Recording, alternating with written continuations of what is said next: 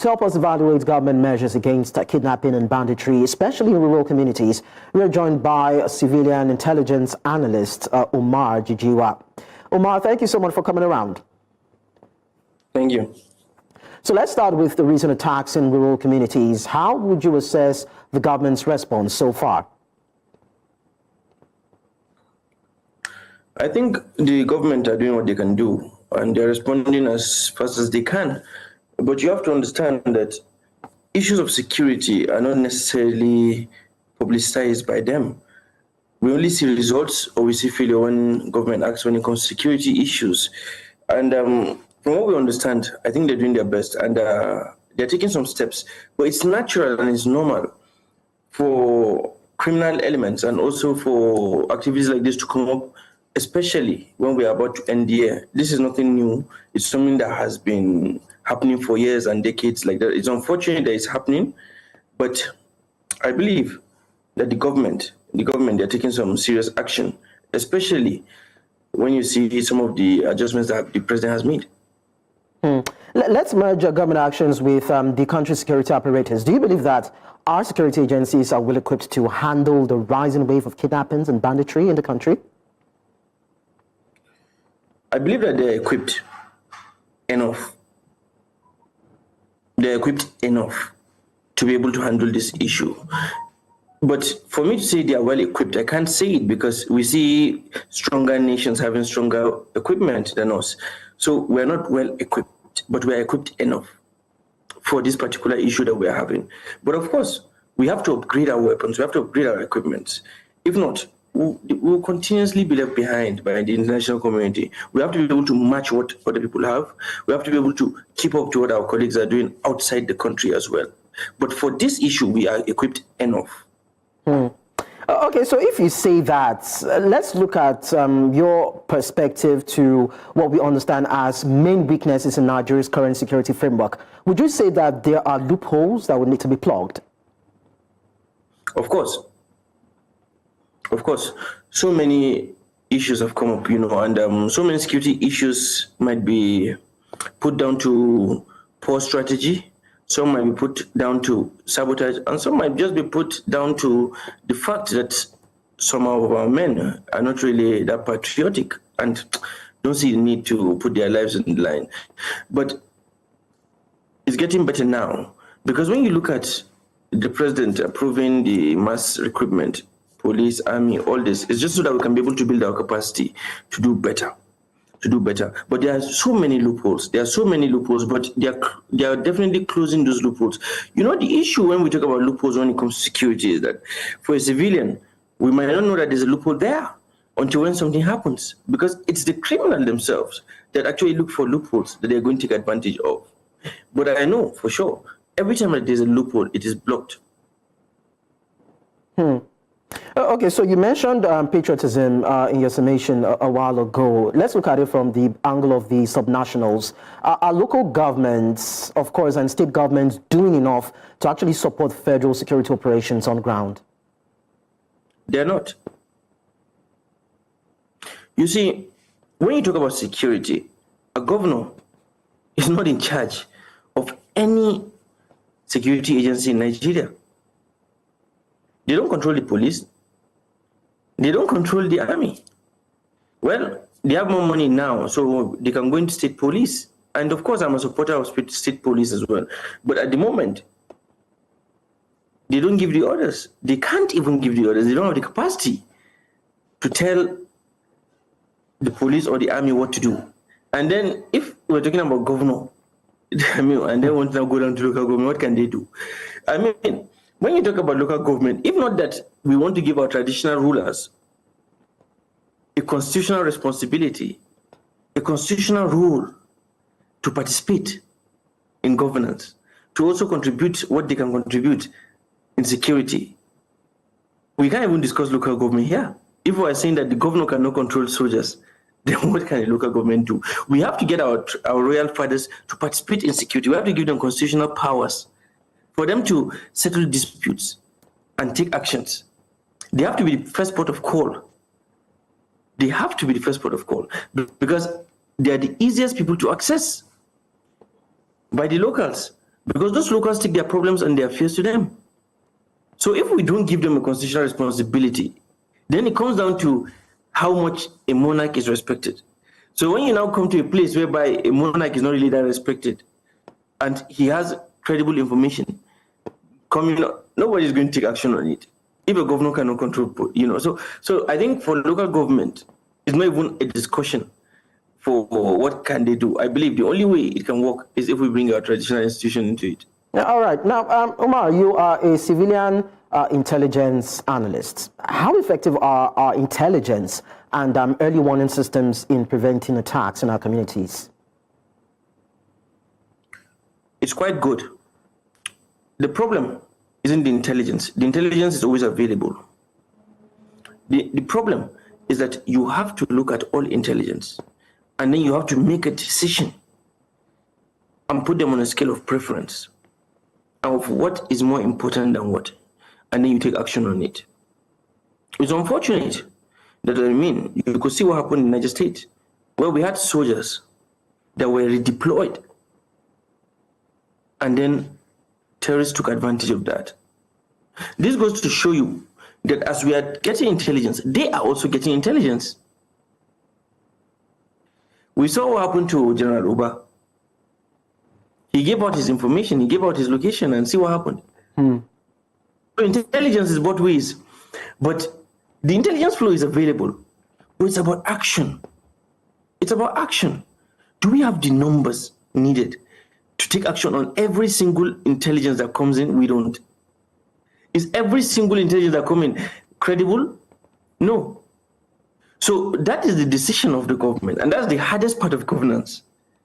Intelligence will come, but you have to be able to take a decision on which ones are more important and which ones are real, which ones are, you have to put them on a scale of preference. So that's why governance is quite difficult, but the intelligence is available. Okay. There have been also talks for the need to take decisive steps in establishing state police. So when we talk about state police, community policing, would you say that it's a key strategy in preventing attacks in our states and local communities? You see, every little helps when it comes to security. Every little helps. Even you, as a journalist, if you can contribute to security of this country, it helps a lot. So state police is important. Even community policing. Even neighborhood policing. It's all important when it comes to security. Every little helps. And also, it will give governors a sense of belonging. It will give them more confidence. It will make them want to participate more in securing this country. It will make them feel like stakeholders in the security architecture if they have state police. We understand the fears for political reasons, but we need to push that away. Because politics is only done in a place that people are alive. We saw an election in 2015 that was postponed because of security. So when we discuss security, it's higher than politics. And even if a governor wants to use it against his political enemies, he's only there for 8 years. It will be used against him as well. So of course, we can have some safeguards to control these things, but I believe it should be done. It should be done. Every little helps when it comes to securing this country. So how then do we now shift? We know there is a lack of political will, right? But then how do we shift from focusing on reactionary measures instead of preventive measures to stop or nip these attacks? You see, when it comes to the proactive measures that can be taken,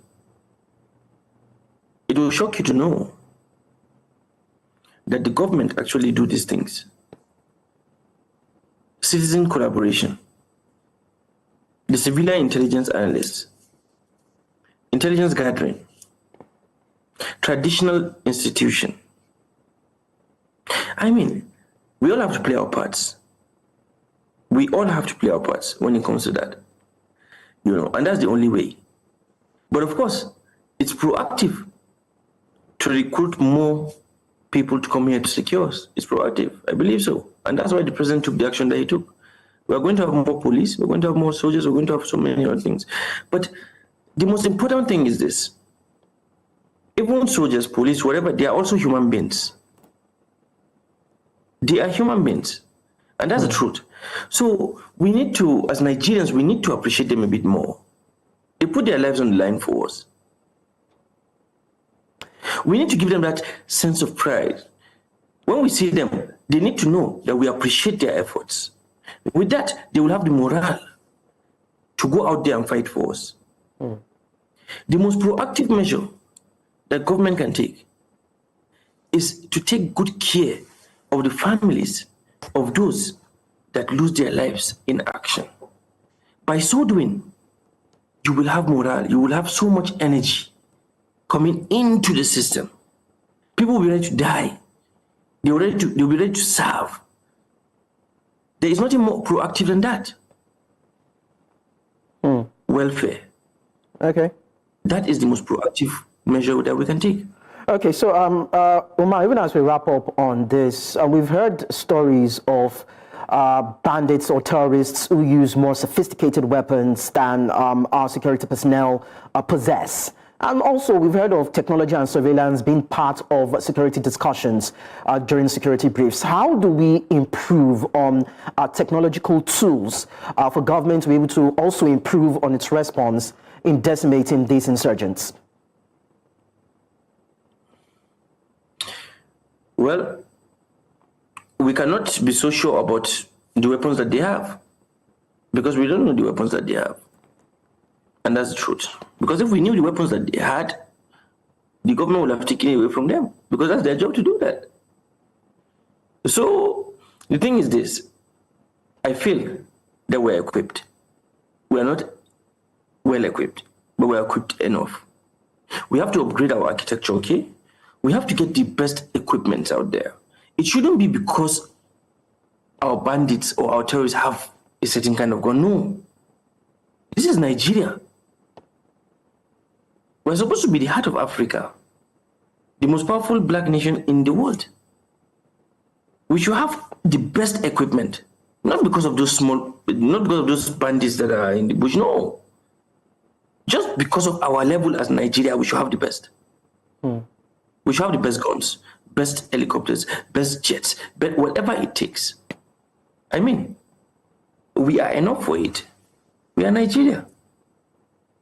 And while we discuss this, Umar, we see that Nigerians are actually scared and they don't even know who to trust. How do we restore public confidence in government and also reassure citizens that they are safe?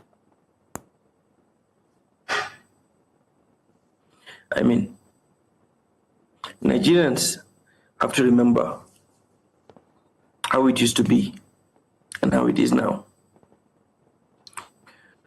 If not for just recent times, I mean, we had some smooth sailing for about 2.5 years, I think. And then this year, we saw a spike. This is simply because the criminal elements became a bit more active. And when it comes to war against terrorism, it's multifaceted.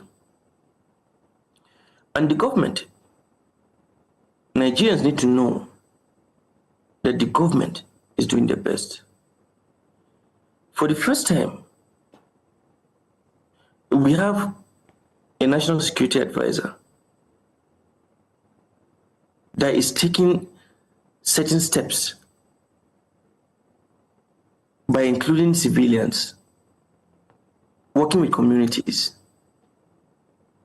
We changed our service chiefs.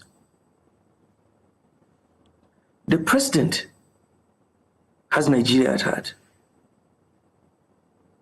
Nigerians need to know this. We have to start trusting our leaders. We believe they're doing their best.